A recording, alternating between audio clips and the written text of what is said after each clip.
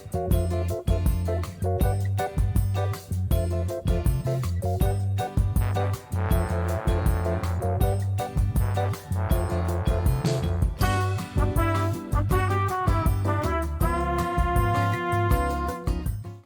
I'm Mariama. And I'm Ryan Starks, currently seniors at Northwood High School and also interns at Montgomery Community Media.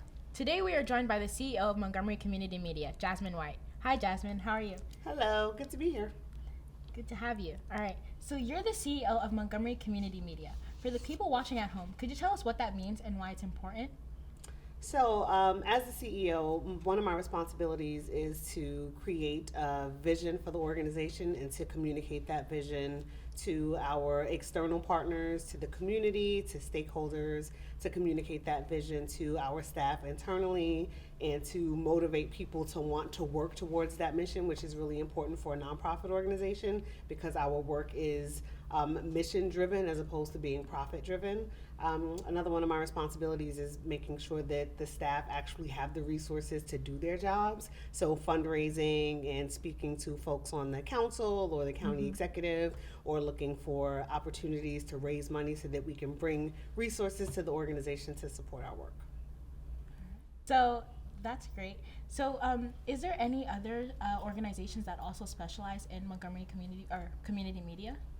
So there are actually quite a few organizations in Montgomery County that do work that is similar to our work.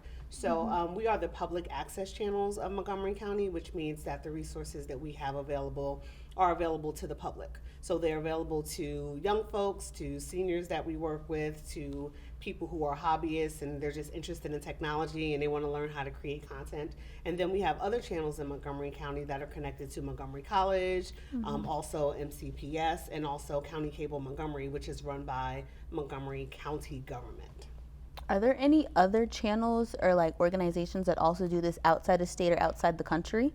So all over the country there are community media centers, and there are organizations that specialize in using the resources that's provided by cable fund money in order to give back to that community. And so part of giving back to that community is giving people access to professional level equipment and resources. It provides training, so we make sure that people can come in and use our edit suites. They can check out equipment. If they want to use the studios, that we're available to do that. So there are channels all over the country that do this.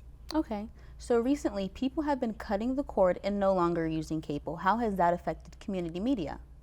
So cutting the cord, which is a huge trend, has a negative effect on the work that we do and our funding in our organization, because the money that we receive is directly connected to the amount of subscribers for cable. So when people stop having cable and they decide to cut their cord, our funding decreases, and that jeopardizes the work that we're doing today. So it jeopardizes our opportunity to have internship programs for young people, to do some of the training that we do for seniors, to have studios available for businesses and nonprofit organizations that want to come in and create content, which is detrimental to the work that we do and the idea that we want to protect the right for people in the community to have a platform for free speech.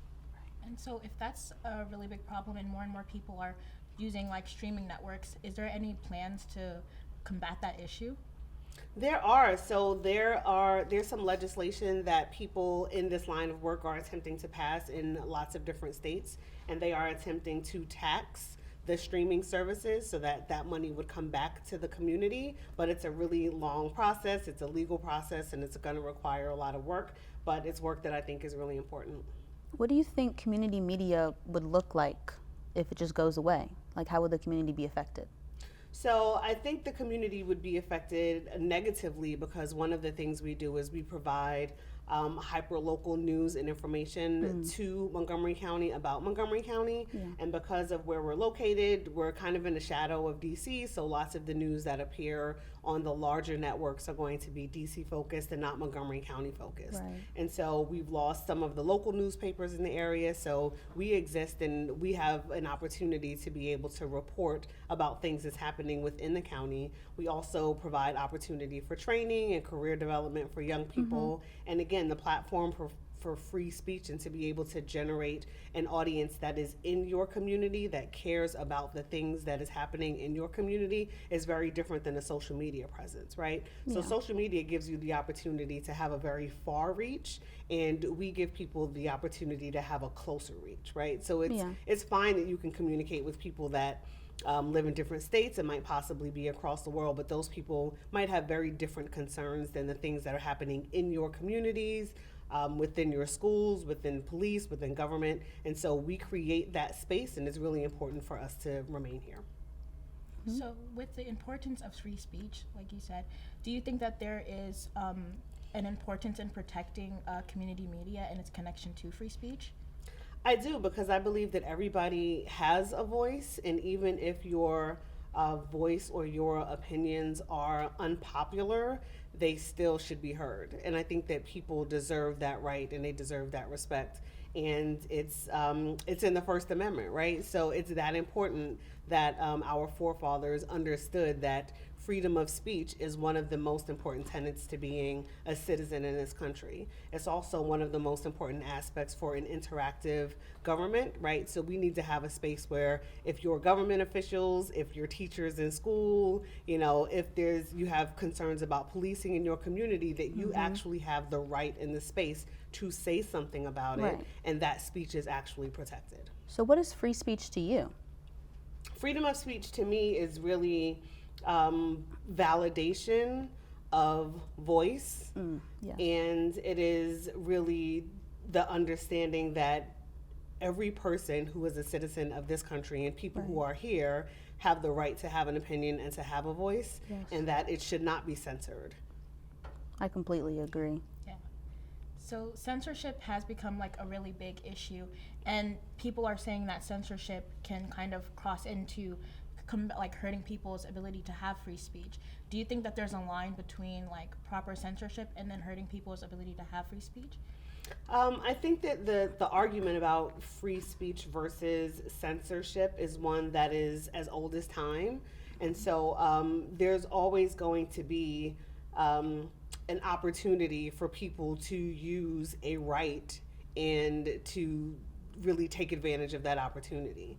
And so I think that being a media literate person is really what protects us from that, because we know on social media people can pretty much say whatever they want, right? Yeah. And just because you see something, whether you see it on television or you see it in print or you see it on social media, doesn't necessarily mean that it's true. So as a viewer, as a community, we actually have some responsibility to make sure that we're not spreading information that might not be true, to make Yeah. sure that we're not spreading hate speech, to make sure that we're doing our due diligence. If you see an article that you're interested in, instead of just sharing it without verifying that it's real, to actually ask yourself a few questions about that, to say, who is this article for? Who could this Right. possibly hurt? And what is it saying about me that I'm sharing this information? So it's really hard, because I really stand by the idea that it's important to protect what people have the right to say, but I also realize that people take advantage of that, and because of the idea of popularity and going viral,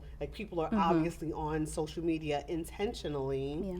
saying things that are inflammatory or not true just to get more clicks and just to get more likes. And so I think that's very dangerous. Yeah, I agree with you. I've grown up with social media my whole life, and I can see what it does to people when it comes to hate speech, bullying, harassment online. It's not good.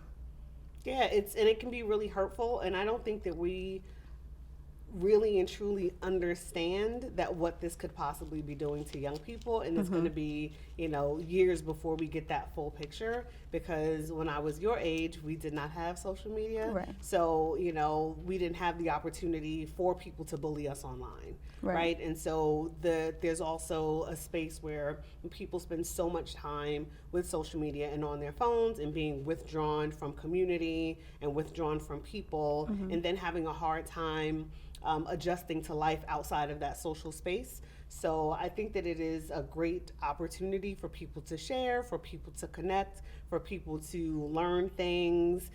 It's fun, Yeah. I'm constantly sharing memes with my friends. Right. Yeah, So me I too. think that there's a space for all of that, and it can be good and it can be really fun, but you just have to be aware of some of the pitfalls as well.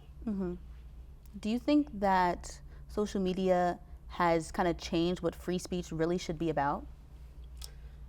I don't think that it has changed. I think what people need to understand is that social media is not a freedom of speech platform, Yeah. right? So the companies that people use for social media, they're not freedom of speech platforms. They're platforms that are created to get our information and share it with marketers, right? So, and it's not a freedom of speech platform because they have algorithms that decide what you see versus what I see based on Right. what they believe that I like. Right. So if it was just a free platform, we could all see everything and we Right. could all engage openly with everybody's content. So it is created specifically to target us as consumers, right? And so under the guise that it's freedom of speech and social media, but it's not really free because they also have rules and policies in place as well. And some of the information, most of the information is very controlled in terms of what you actually see. Right. So I thought that your point about social media not really being a place for free speech to be interesting because most teens do use social media as a way to express their ideas and their thoughts and their interests, whether that be political or just something that they feel like they should share. And I do think that it's an interesting point that it is controlled by an algorithm, and the things that we do see on Instagram when it comes to like ads and things like that are like tailored to us, and like it changes the way that we think. But I do find that interesting because it has been used widely and right now as like forms of protests and things like that, combating issues in the real world. So. Yeah, so I think it has the ability to be helpful because it does give young people and whoever is using social media the opportunity to be expressive. And also to share information with people that they're not necessarily close to. But it could also be detrimental if you are sharing thoughts and ideas and feelings today that change over the course of time, and then people could attempt to use that information against you because you've formulated a different opinion, because obviously we grow, we mature, and some of our ideas are going to change. So I think that it has the potential to hurt people that way, and we've seen that like with cancel culture. Like, somebody can make a joke that is off color but might have been acceptable Right. 10 or 15 years ago or Right. however long ago they did it, and then because it's such a hot button topic issue today, people can really take that one moment in time and really create a picture of a person that's not necessarily true. Do you think that there are any solutions to things like cancel culture, or what should we really do about it? I think that it is important to have conversations and to be open, right? And so if you see something on social media, or I don't really like the bandwagon effect, right? So Right. somebody says something bad, now we're no longer going to support this Right. person. We can't listen to any of their music, all of their movies we can't watch anymore, we can't have Right. a conversation about it. And I don't think that that gets to the root of the issue. So if there is someone that does something that is insensitive or offensive, then I think it's fine to have a conversation about it. But I also think we have to recognize that none of us are perfect, and even our ideas are not perfect, but having the opportunity to have a conversation so that we understand a person's perspective before we jump to judgment is really important. And so I agree. think that because of the accessibility of the information, it's really easy to jump to judgment really quick and say, well, we're not going to follow them anymore. We're going to put all of these nasty comments on their page, and that affects them financially, right? If this is something that people are doing for their career, or even if it's not, if they're just a student or a friend, and then it can affect them in different ways because it can affect them emotionally, right? And the fact that all of their friends all of a sudden hate them because they said something or did something wrong. And I just feel like as humans, we need to create more space for forgiveness and for compassion and for understanding. Now, that doesn't mean that you get to go on social media and say hateful things, but I think that we should use those opportunities as conversations, as an opportunity for conversation. So how does MCM differ from social media in terms of like allowing people to have free speech and be open about their opinions in a safe space? So everything that people create and share with us or through us or air on our cable channels belongs to them. It doesn't belong to us. And we don't actually have the right or the authority to censor people. So long as what they create is legal, according to the FCC, we have to air it. And so it just cannot be pornographic or certain language is not allowed, but those are standards that are created on a federal level and that we don't create in terms of our own internal policy. So we do have those policies just have to be the same policies that's allowed by law, but people are absolutely allowed to share their opinions and their thoughts, even if they are unpopular, even if we don't like it, and we do not censor that. Okay. Well, first things first, I would just like to say thank you for coming again and talking to us. We had a great time getting to know you and your opinions on free speech and community media. Thank you. Thank you. Thank you for having me. This was lots of fun. Yes. I'm Mariama. And I'm Ryan Starks. Thank you for watching our first episode on free speech. Hope you enjoyed.